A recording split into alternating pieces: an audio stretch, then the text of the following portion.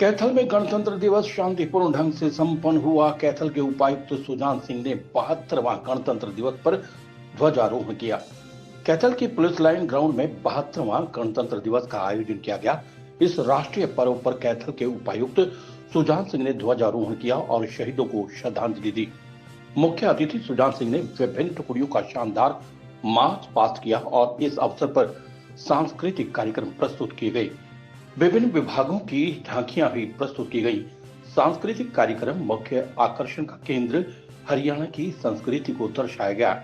उपायुक्त सुजान सिंह ने कहा कि 26 जनवरी 1950 को हमारा संविधान लागू हुआ, जिसकी बदौलत सभी को न्याय, स्वतंत्रता और समानता का अधिकार मिला। संविधान लागू होने से भारत देश का एक विधान एक संघ के रूप में उदय हुआ। भारत का संविधान दुनिया का सर्वोत्तम संविधान कहलाया। देश के महान स्वतंत्रता सेनानियों, वीरांगनाओं, अमर शहीदों के बदौलत आज हम खुली फिजा में सांस ले रहे हैं। संविधान ने जहां हमें समानता के अधिकार दिए, वहीं मौलिक कर्तव्य भी दिए हैं। आज के दिन उन मौलिक कर्तव्यों का पालन करने का हम सभी को संकल्प लेना चाहिए। उपायुक्त सुजान सिंह ने पुलिस लाइन मैदान में आयोजित जिला स्तरीय गणतंत्र दिवस समारोह में बतौर मुख्य अतिथि संबोधित कर रहे थे। इससे पहले उपायुक्त सुजान सिंह पुलिस लाइन मैदान में आयोजित जिला स्तरीय गणतंत्र दिवस समारोह में बतौर मुख्य अतिथि संबोधित कर रहे थे। इससे पहले उपायुक्त सुजान सिंह ने मदन लाल धिंगड़ा शहीद स्मारक, विकास भारद्वाज स्मारक पर जाकर पुष्प चक्र अर्पित कर अमर शहीदों को भावभीनी श्रद्धांजलि अर्पित की। गणतंत्र दिवस समारोह में सबसे पहले उपायुक्त सुजान सिंह ने राष्ट्रीय ध्वजारोहण किया। उसके बाद परेड निरीक्षण किया और मार्च पास्ट के दौरान आकर्षक परेड की सलामी भी ली। कार्यक्रम में सांस्कृतिक कार्यक्रमों की प्रस्तुति भी हुई। इसके साथ साथ विभिन्न विभागों द्वारा विकासात्मक यात्रा को दर्शाती हुई सुंदर झांकियां भी निकाली गईं। 1950 में गणराज्य बनने की यात्रा लगभग 2 दशक पहले 1930 में रावी नदी के किनारे लाहौर अधिवेशन के समय शुरू हुई, जब पूर्ण स्वराज का प्रस्ताव पारित किया गया और 26 जनवरी 1930 को पहली बार पूर्ण स्वराज दिवस मनाया गया और वहां पर उपस्थित सभी लोगों ने पूर्ण स्वराज की शपथ ली और ये संकल्प लिया, जब तक हमें पूर्ण स्वराज नहीं मिलेगा तब तक हमारा आंदोलन जारी रहेगा। और उसी यात्रा के चलते चलते हमने 26 जनवरी 1950 को अपना गणतंत्र स्थापित किया और हमारे गणतंत्र की विश्व पटल पर एक ऐसे गणतंत्र के रूप में हाजिरी हुई जो किसी प्राणी के प्रति किसी पूर्वाग्रह से ग्रस्त नहीं था, बल्कि बिना किसी नस्लीय, क्षेत्रीय, भाषाई भेदभाव के हमने सभी को समान अधिकार देने की संविधान लागू किया।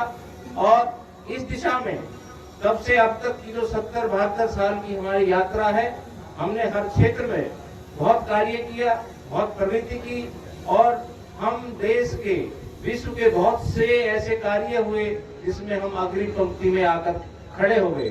साथ ही साथ उन असंख्य ज्ञात और अज्ञात वीर शहीदों को, क्रांतिकारियों को, वीरांगनाओं को, उनके परिवारों को कृतज्ञ राष्ट्र की भावभीनी श्रद्धांजलि अर्पित करता हूं, जिनके सर्वोच्च बलिदान के स्वरूप हम आजाद हुए और 26 जनवरी 1950 के दिन गणतंत्र स्थापित करने में कामयाब रहे।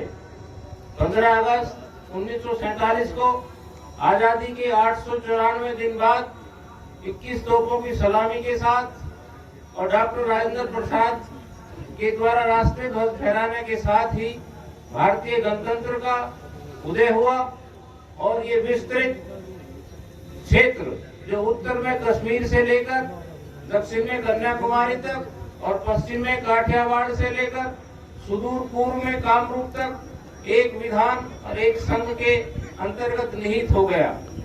और इस संघीय गणराज्य में शामिल राज्य अपने आप में उनकी कोई संप्रभुता नहीं थी, लेकिन वो सभी इस संघीय गणराज्य के अंग बने। 26 जनवरी 1950 का दिन इसलिए भी महान और गौरवशाली है हमारे देश के अब तक के इतिहास में, जिसमें यशस्वी से यशस्वी कालखंड भी शामिल है। कभी भी ये सारा भूभाग एक विधान, एक राष्ट्र के अंतर्गत नहीं रहा, लेकिन 26 जनवरी 1950 को भारत सरकार के अधिनियम 1935 का अप्रासंगिक हो जाना और नए संविधान का लागू हो जाना हमारे राष्ट्र का ब्रिटिश औपनिवेश से एक संपूर्ण प्रभु राष्ट्र बनने का पारगमन वास्तव में ही एक बहुत ऐतिहासिक घटना थी और हमने इस पूरे भूभाग में रहने वाले प्रत्येक प्राणी के कल्याण की जिम्मेवारी अपने ऊपर ली। राजेश सेठी की रिपोर्ट। खबर चाहे राजनीति की हो, सामाजिक हो या हो घटना दुर्घटना की बात, चाहे भ्रष्टाचार की हो, जनता से जुड़े मुद्दों की हो या हो कानून व्यवस्था की बात, अब बातें होंगी आपके शहर की, आपके प्रदेश की हर खबर सिर्फ HR टाइम्स न्यूज पर।